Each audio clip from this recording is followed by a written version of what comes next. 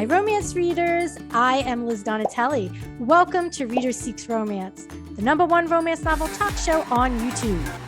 Historical romance author Lucy Morris joins me to discuss her new Viking romance, The Viking She Would Have Married, the first book in her SHIELDMAIDEN Sisters series. And Lucy plays Love in the Viking Age quiz. Enjoy, and be sure to like, comment, and subscribe. Hi, Lucy. Welcome back to Reader Seeks Romance. Hi, lovely to be here as always. Yes, this is our third time together. It never gets old. And I purchased a helmet with braids for the occasion. How accurate is this headwear? Well, apart from maybe being blonde,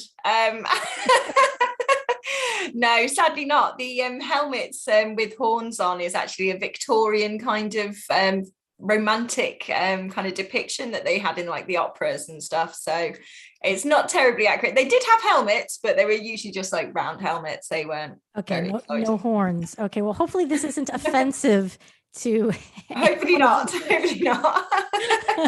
I don't think so, but okay, hopefully not. It's all good in good jest, so it's fine. Okay, congratulations on the release of The Viking She Would Have Married, book 1 in your Shieldmaiden Sisters series. I've never written a series before, so it's a bit nerve-wracking. No, you're a consistent writer in that, like there are writers you're like, oh yeah, their first book was really good, but the second one really wasn't. Third one okay, but like you are consistently really, really good. So not to put pressure on you or anything. But. No, well, I mean, there is always that worry, isn't there, that your first will not, like, it's difficult as well because you have so long to write your first book. Because you're obviously trying to get published and you have so much time where you edit it and re-edit it and stuff like that. And I felt like in comparison, like my second book, A Nun for the Viking Warrior, that was written so fast in comparison to like my first. But I kind of like have to give myself a bit of a break and be like, well, actually, like each time, even though I'm having less time, it's like you're getting more like experience of writing and finishing books. So hopefully that kind of, I was talking with one of my writer friends and we were saying, hopefully each time we're improving because it's like another kind of bit of experience of like finishing a book. What is the overarching hook and or theme of the series, which I believe is going to be 3 books, correct? For the 3 sisters? Okay. Yeah, it's going to be it's basically based on an idea I had for like shield maidens, and I thought, I'd love to write a book about shield maiden. And then I thought, I want to also do a series, so I thought, I'll have a Shieldmaiden Sisters series. But actually it was kind of inspired by the Birka warrior, which was a excavation in Birka, which is like a Swedish old Viking trading town. And it was so they uncovered a grave, and they, for years, the archaeologists have all been in agreement that the grave, because of the grave goods, there's weaponry, there's armor, there was like 2 horses I think slaughtered with it as well, and the person died, and they had in their lap a taffel board, which is what becomes like modern day chess, I suppose, or equivalent of. And so they just all decided in agreement fully that this was a warrior, if not a king, definitely a war leader, definitely someone very important. So that was all kind of in agreement, until recently, when DNA testing actually proved that the Birka warrior was actually a female, and kind of actually gave credence finally to the idea that, because there are mentioned in sagas shield maidens, they are talked about, they are talked about in the sagas and in histories and stuff like that, but a lot of kind of archaeologists are like, no, it's all just like fanciful kind of notion, and it couldn't possibly have women be fighting and things like that. But it was really interesting because that kind of turned that on its head, because for years they've been in agreement it was a king or a war leader, and now suddenly a few archaeologists have been shying away from it, saying it just means that they're important and that they're, that they had status, and not necessarily that they were a warrior or that they fought. And actually there's no there's no actual, because of the body, you don't actually know how they died, because there's not enough evidence to say how they died. But yeah, I think that's kind of more maybe archaeologists having a bit of sexism, saying that they couldn't possibly be a female warrior. But yeah, it's a touchy subject. But at the same time, I would love to believe that Birka warrior was in fact a shield maiden, and a powerful one, and a leader. Right.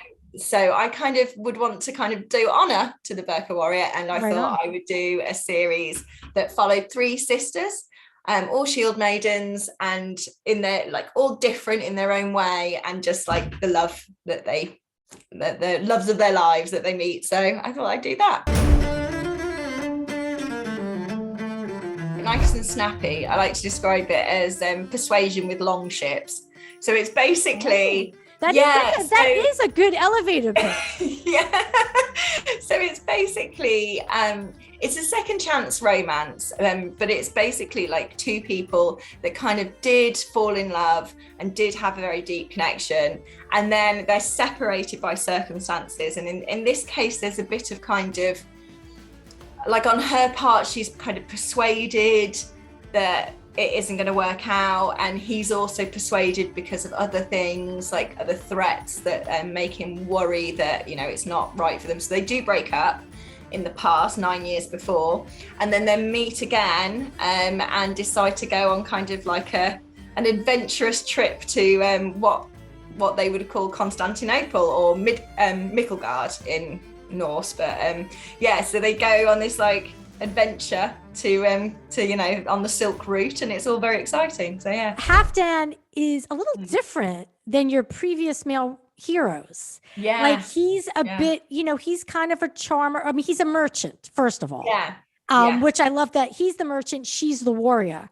And so he's, you know, not necessarily a used car salesman type, but he's a good storyteller. He knows how to relate to people, and he's kind of smooth in that way, I suppose. So yeah, he's such a charmer. Like, yes, I've he is got a charmer. him as like a real snake charmer. Like he's just kind of almost bordering on sleazy, but he gets away with it. Like, how did you? I mean, do you enjoy writing that type of hero as opposed to the dark, the brooding, quiet type? Or I loved the change, actually, and I had written like 2 quite angsty heroes, and I wanted someone who was a bit more lighter.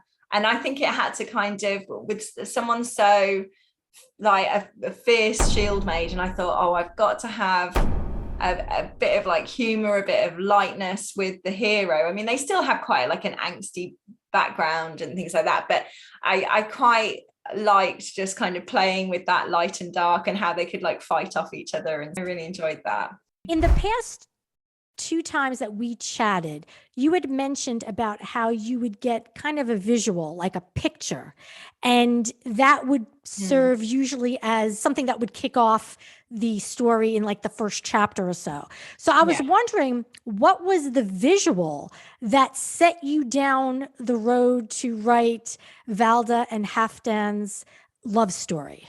Yeah, I actually, I think it was more kind of the like an image of like sailing into Constantinople, and like seeing like the Hagia Sophia, the big kind of you know, it was a church then, like on the hill, and like I thought, oh gosh, what and they call it the Great City as well. That's what Mikkelgard translates to. It's like it just means the Great City.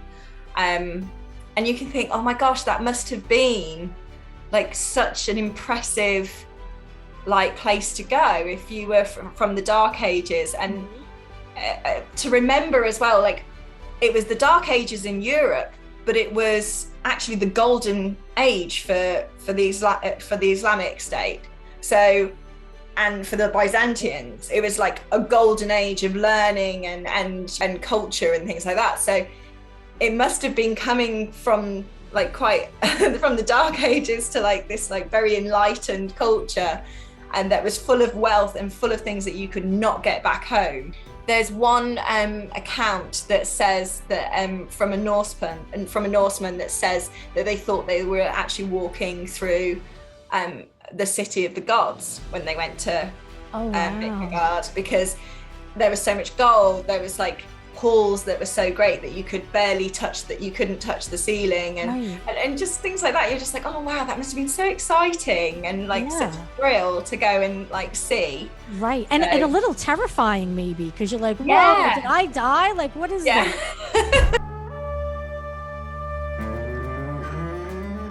If a woman wanted to show her man she liked him, she A, made him a shirt, B, made him a meal of beef and porridge, C, made him beads to decorate his beard. I would say make him a shirt, because that's actually quite a time-consuming task and quite an impressive craft, really, actually. You are correct. Yes. Made him a shirt, yeah. I thought so invested. I thought that maybe you would be fooled and say beef and porridge meal, but then, you know. No, I was like, I don't think so. Okay, if a man, I think I'm losing my head. If a man wanted to show his woman he liked her, he would A, write her a love poem and give her shoes made from animal skins. B, hand pick a bunch of purple flowers, then slap her around the face with it.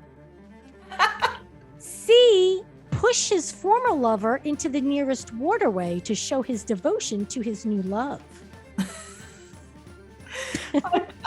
I'd like to think it was write a nice poem.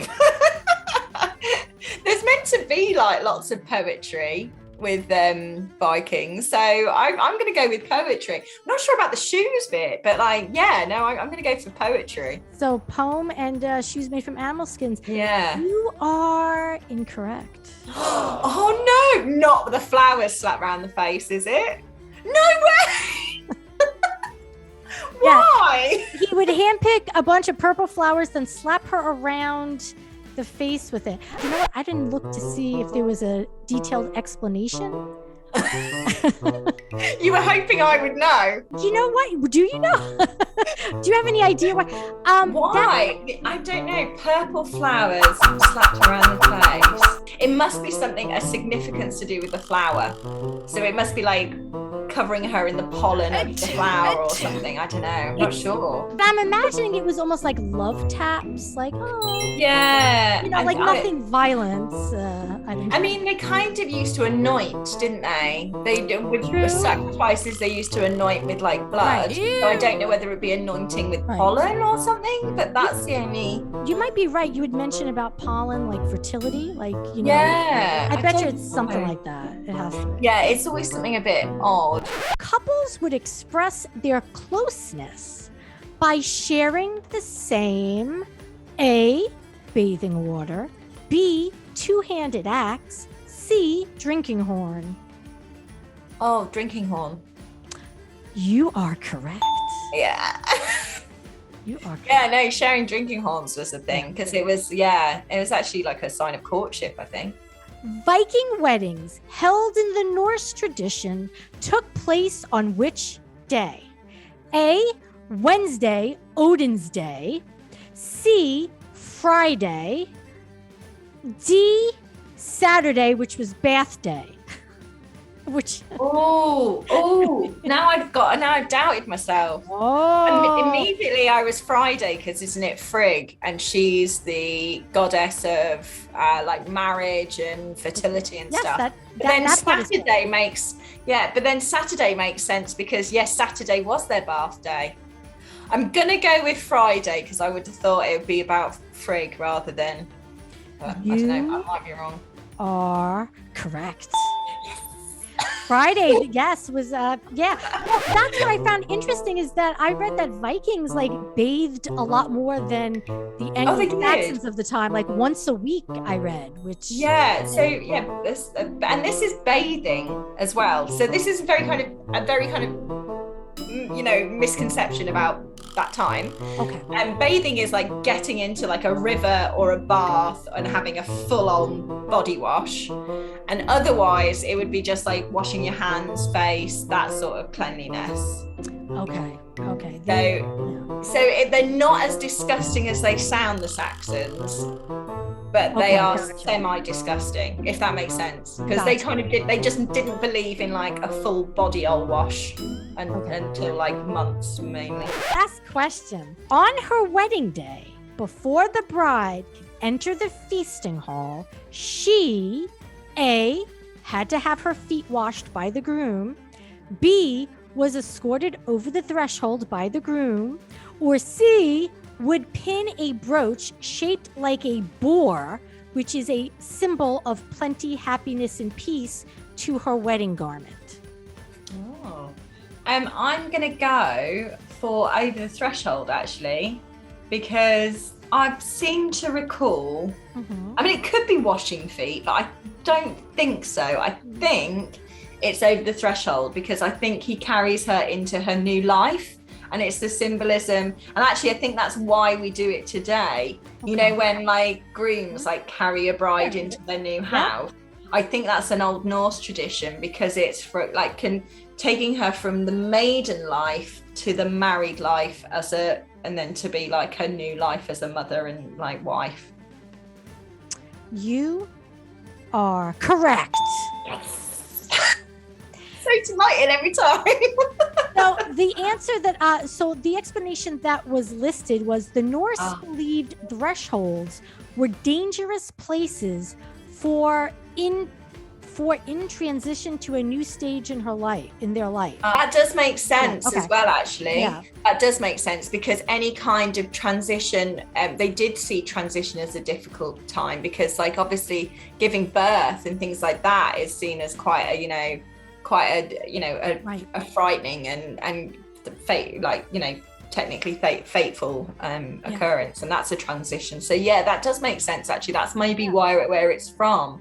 I thought it was because I know that she would have a bath before and go into a steam room and like all the women would wash her and like be washing away her maidenhood so that she would become like a wife afterwards. It's all very odd, but I'm sure that your reason is also correct about the transition from being, single to being the wife and maybe it's like because it's a dangerous time she has to be carried over. Yes right, but well, you did really, really well. I gutted I got one wrong though. That's okay. I still read your books. Thanks. But it would be interesting to incorporate the purple flowers and the slap around the face. I'm gonna have to now. I'm gonna have to. It's going in. I'm gonna look it up and find out what it means, and then I'm gonna put it in the next one. It'll be the third final book because I've written the second, so it'll be in the third final. You have to wait for your purple flowers, but it's going in. Even if it's only just mentioned. Even if it's just mentioned in passing. My purple flowers. There you go. And just add in the acknowledgements, be like, oh, thanks, Liz, for the purple flowers. Yeah. Thanks for the purple flowers. I won't get that wrong again. Well, Lucy, it has been such a pleasure to chat with you. You are a delight. I am a fan for life. I love coming on here. It's hilarious. Always have a great time. So yeah, thank you so much. And thanks for reading. And really appreciate it. Thank you.